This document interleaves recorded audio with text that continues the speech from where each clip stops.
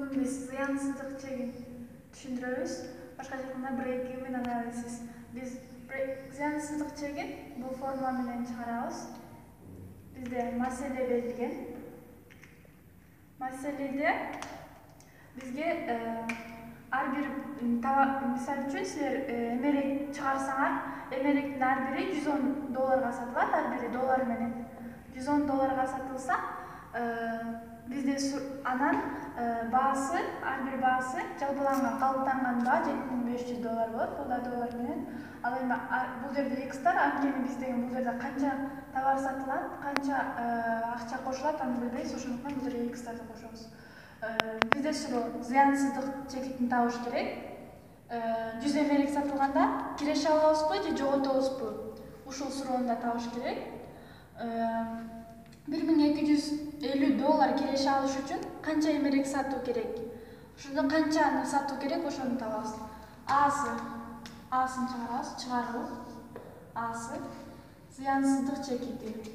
Асында бизде Rx бул формуланы колдонобуз. Rx барабар Cx. Башка чыкканда барабар эмес. Бизге белгилүү булар. Так. Biz 110x Rx болот. 110x барабар 60x кошулган 7500.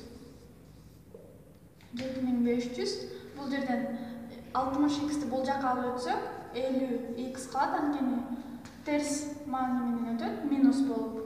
Барабар 7500. 7500'дү бул жерден кайра 50-ге бөлсөк, бизде 150 болуп чыгат. Демек, сиз 150 эмерек сатсаңыз, бул жерде зыянсыздык чекити пайда болот. Бул жерден сиз зыян да көрбөйсүз, жоготуу да албайсыз. Ал эми Б суроосу. Б суроосунда биз бул формуланы колдонобуз. Px барабар Rx минус Cx. Бул бизде киреше болуп эсептелет. Бул жерде мен бардыгын барабар сызыктын оң жагына алып өтүп алам. 110x минус 60x минус 7500. 7500 болот. Бул жерде Px барабар 50x минус 7500 келип чыгат. Ал жерде биз бул Б суроосуна 100 эмерек сатылса канча пайда көрөбүзбү же киреше алабызбы болчу? Ал эми 100'дү ордуна коюп чыгарабыз, x'ин ордуна. 50 көбөйтүлгөн 100 минус 7500. Минус 7500 барабар бул жерден минус 2500 болот. Бул доллар менен. Демек, сиз 100 эмерек сатсаңыз, сиз жоготуп аласыз, киреше албайсыз деген суроо. Ал эми бул жерден C'ни чыгарайын. C суроосун. Бул жерде тапкандай эле буну колдонобуз. Px барабар 50x минус 7500. Минус 7500. 50x минус 7500 барабар. Үчүнчү суроодо 1250 киреше алыш керек.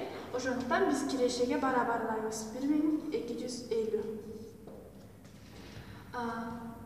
Кайра 50x барабар 1250 кошулган, бул жерде минус болуп, плюс белгиси менен өтөт, 7500.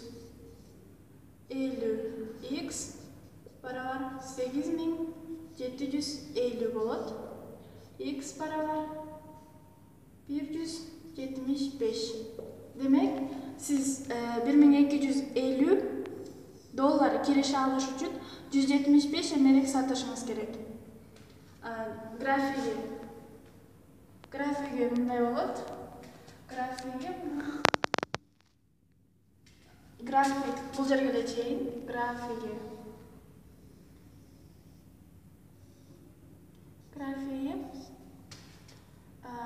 жол менен ревенюда пайдадан бааны кемитсек мындай болот.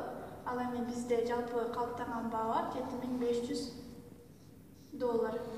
Бул болжол менен бул жака кетсе, бул жерде пайда болгон чекит бизде зыянсыздык чекити болуп эсептелинет. Зыянсыздык чекитинде бизде x барабар 150 болгон. 150 эмерек сатсак, бизде зыянсыздык чекити пайда болот. Ал эми зыянсыздык чекитиндеги бааны табыш үчүн биз cx барабар 60 көбөйтүлгөн, бул 150 x'ин ордуна коебуз. 150 кошулган 7500 болот. Ал 7500 барабар 16500 болот. $16,500 менен. Демек, бул жерде чекит бизде $16,500.